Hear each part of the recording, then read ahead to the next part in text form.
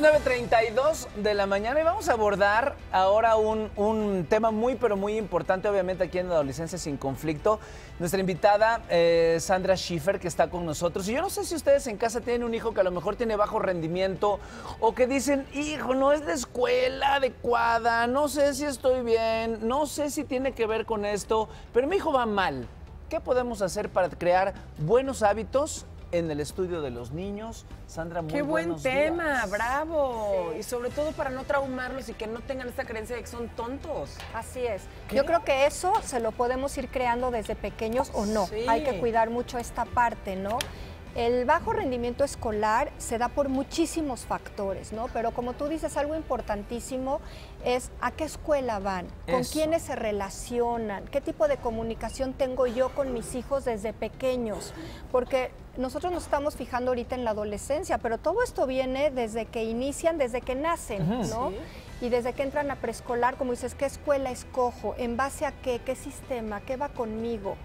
Ahorita es muy impresionante la cantidad de niños pequeños que se va dando hasta la adolescencia con problemas de ansiedad, por ejemplo, o depresión que antes no se daba. ¿Por el estrés que causa el colegio? Por el estrés que les va causando, ¿no? Como las expectativas del adulto, que son los padres y los maestros, de que llegue a un término que ellos están esperando y que muchas veces el chavo en ese momento no lo puede dar, por muchas razones, ¿no? Pueden ser razones cognitivas, pueden ser razones emocionales, físicas, ambientales, ¿no? Finalmente, cómo se va desarrollando el medio ambiente en la casa y factores hasta que a veces los minimizamos en cuanto a nuestros hijos, principalmente en la adolescencia.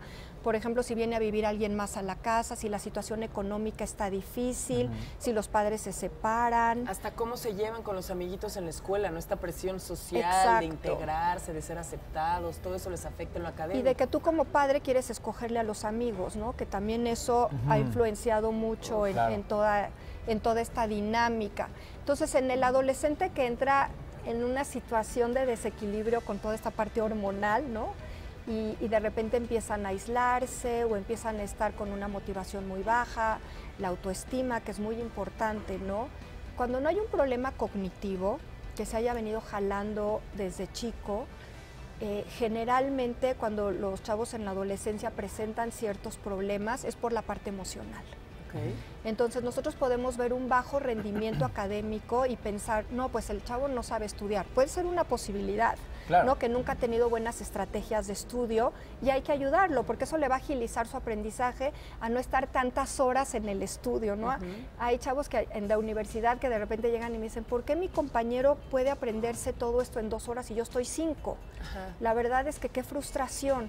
Y muchas veces ha sido por malas prácticas pedagógicas y que no tienen estrategias adecuadas de estudio y se les puede ayudar, son un poco de sesiones para que aprendan a tener mejores estrategias, ¿no? Cómo estudio, cómo hago resúmenes, en qué me fijo, etcétera. Eso sería una parte. Pero la otra es como ir viendo qué pasa a nivel emocional, ¿no? Cómo se sienten, ¿no? Y ahí está la comunicación de los padres. ¿No crees, Sandra, de repente que uno llega a la escuela y dicen, es que esta escuela es fantástica, porque le dan inglés, le dan mandarín, le dan computación, pero aparte le dan todas las materias que hay en todas las escuelas, pero yo le agregué, aparte a mi sistema, tal y tal y tal y tal y tal. ¿Y el niño a qué hora se divierte y a qué hora juega?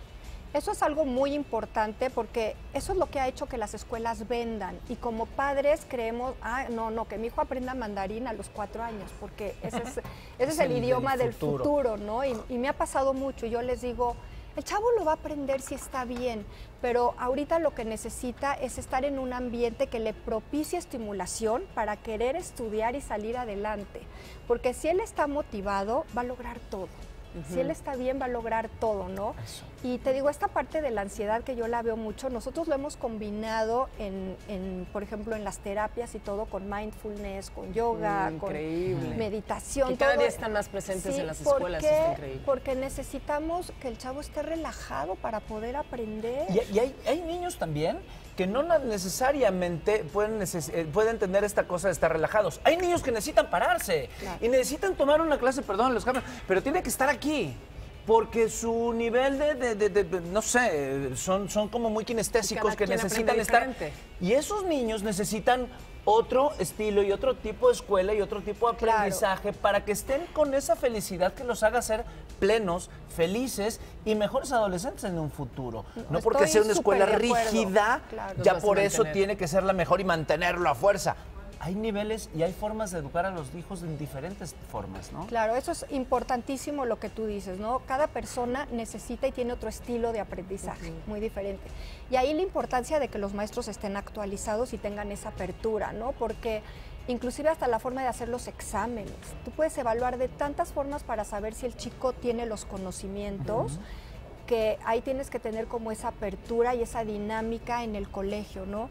Lo que tú dices de que hay niños que, por ejemplo, necesitan el movimiento y pueden estar aprendiendo inclusive 2, 3 cosas al mismo tiempo, sí, y los tienes que permitir, porque mientras no haya disrupción en el salón de clases y se haga ordenado, equilibrado, eso les da mucho.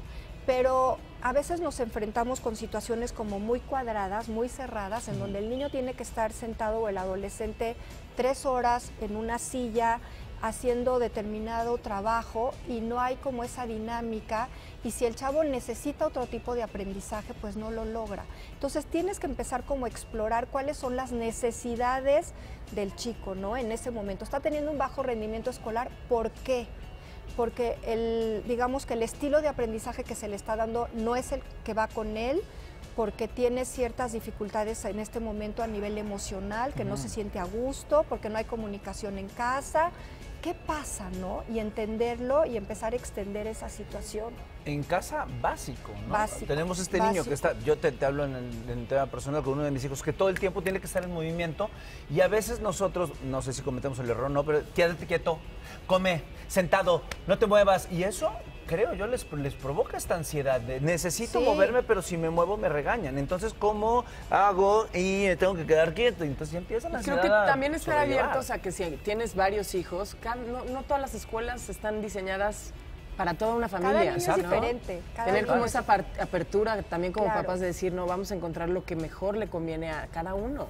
De acuerdo. El escoger la escuela es algo importantísimo. Súper, muy trascendente. Importantísimo, porque la mejor escuela no es la que más te da en, como tú decías, en qué me ofrece, sino qué le ofrece al niño. Regresa pronto y podemos abordar justo ese que tema, se fue el tiempo, pero sí. Reglas básicas para meter a nuestros hijos a la escuela. Claro. Muchísimas gracias. Al contrario, gracias por invitarme igualmente. Gracias, Sandra. Seguimos con más. Sale el sol, lunes a viernes de 8 a 12 del día. Participa en Imagen Televisión.